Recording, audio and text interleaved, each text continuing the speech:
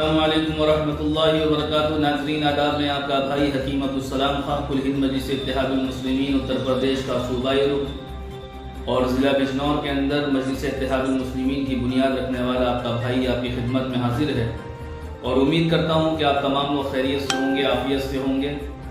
अल्हम्दुलिल्लाह, आज हम जिस टॉपिक पे बात करने जा रहे हैं, उत्तर प्रदेश में होने वाले विधानसभा चुनाव में मजलिस इत्तेहादुल मुस्लिमीन ने जनाब ओम प्रकाश राजभर के साथ भागीदारी संकल्प मोर्चा तैयार किया है, जिसमें कई सारे राजनीतिक दल शामिल हैं और उत्तर प्रदेश में होने वाले विधानसभा चुनाव के लिए जहां पर सभी सियासी जमातों ने तैयारियां शुरू कर दी हैं, वहीं पर मजलिस इत्तेहादुल मुस्लिमीन ने भी अपनी पूरी तैयारियां पूरी जोर शोर के साथ तैयारी शुरू कर दी है। भागीदारी संकल्प मोर्चा जनाब राजभर ने तैयार किया है, जिसमें जनाब बैरिस्टर असदुद्दीन अवैसी साहब और बहुत सारे कायदीन इसमें शामिल हैं, बहुत सारी सियासी जमातें शामिल हैं। भाजपा उत्तर प्रदेश के अंदर पूरी मजबूती के साथ इलेक्शन लड़ने जा रही है, हालांकि सत्ता की कुर्सी पे काबिज है, लेकिन 2022 में होने वाले विधानसभा चुनाव में भाजपा भी पूरी ताकत के साथ चुनाव लड़ेगी और भाजपा जैसी मजबूत जमात को शिकस्त देने के लिए एक मोर्चा तैयार किया गया है, जिसमें तमाम सियासी दलों को दावत भी दी गई है, जिसमें समाजवादी भी है, जिसमें बसपा भी है। तमाम जितनी भी सियासी जमातें हैं सबको राजभर साहब दावत दे रहे हैं और कह रहे हैं आइए, अगर आपको भाजपा को रोकना है तो आपको भागीदारी संकल्प मोर्चा में शामिल होना होगा और भागीदारी संकल्प मोर्चा के तहत ही आप भाजपा को उत्तर प्रदेश में सत्ता की कुर्सी से रोक सकते हैं। एक तरफ समाजवादी पार्टी ख्वाब देख रही है अकेले चुनाव लड़कर भाजपा को सत्ता की कुर्सी से रोकने का, तो दूसरी तरफ कांग्रेस भी ख्वाब देख रही है अकेले चुनाव लड़के भाजपा को सत्ता की कुर्सी से रोकने का।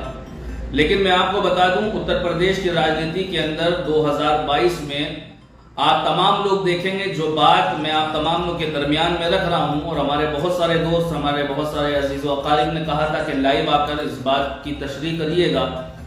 2022 में समाजवादी पार्टी अकेले भाजपा को नहीं रोक सकती, अकेले कांग्रेस नहीं रोक सकती और अकेले बीएसपी भी नहीं रोक सकती। हालांकि मजलिस इत्तेहादुल मुस्लिमीन ने समाजवादी पार्टी को भी और बसपा को भी गठबंधन का ऑफर दे दिया है और बात चल भी रही है, बहुत सारी सियासी जमातों से, बड़ी जमातों से गठबंधन की बात भी चल रही है और इंशाअल्लाह अल्लाह की ज़ात से उम्मीद है कि बहुत जल्द इंशाअल्लाह खुशखबरी मिलेगी और एक नया महाज उत्तर प्रदेश के अंदर तैयार होगा और उस महाज के तहत जो भी इलेक्शन में लड़ेगा इंशाअल्लाह ताला उसको कामयाबी मिलेगी और भाजपा को शिकस्त मिलेगी। भागीदारी संकल्प मोर्चा तैयार हुआ, जिसमें तमाम दल मौजूद हैं, उसमें समाजवादी को भी दावत दी गई है, बसपा को भी दावत दी गई है। लेकिन मैं कहना चाहूंगा ये बात उन तमाम लोगों के मुंह पर करारा तमाचा है जो लोग ये कहते हैं कि बैरिस्टर असदुद्दीन अवैसी साहब अकेले चुनाव लड़ते हैं और भाजपा को फायदा पहुंचाते हैं। अब भागीदारी संकल्प मोर्चा तैयार हो रहा है, भागीदारी संकल्प मोर्चा के अंदर तमाम जमातें आ रही हैं।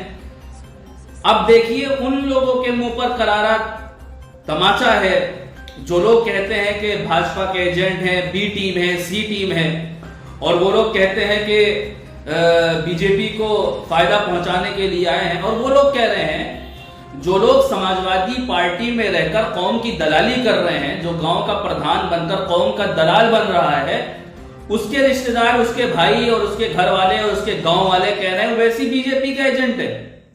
डूब मरना चाहिए उन लोगों को जो लोग ओवैसी साहब को बीजेपी के एजेंट बोलते हैं, जो लोग कहते हैं ओवैसी साहब बी टीम है। अरे भाई, भागीदारी संकल्प मोर्चा तैयार किया जा रहा है, भागीदारी संकल्प मोर्चा के तहत आइए और भाजपा को शिकस्त देने के लिए एक मजबूत महागठबंधन तैयार करिए।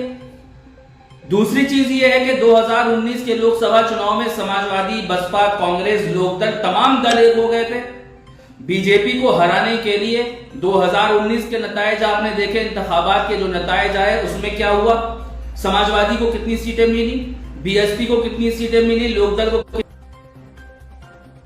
नहीं। जो एक महाज तैयार किया था 2019 में समाजवादी, बसपा, कांग्रेस, लोकदल सब एक हो गए भाजपा को हराने के लिए। क्या मिला उनको? जो समाजवादी का बेस वोट, यादव वोट था, वो बीजेपी में ट्रांसफर हो गया। बीएसपी का 50% बेस वोट दलितों का, वो बीजेपी में ट्रांसफर हो गया। लोकदल का जाट वोट, वो बीजेपी में ट्रांसफर हो गया। क्या अकेला मुसलमान ही इस चीज के लिए है कि हम बीजेपी को हराएंगे? बीजेपी को शिकस्त देने के लिए क्या मुसलमानों ने ठेका ले रखा है?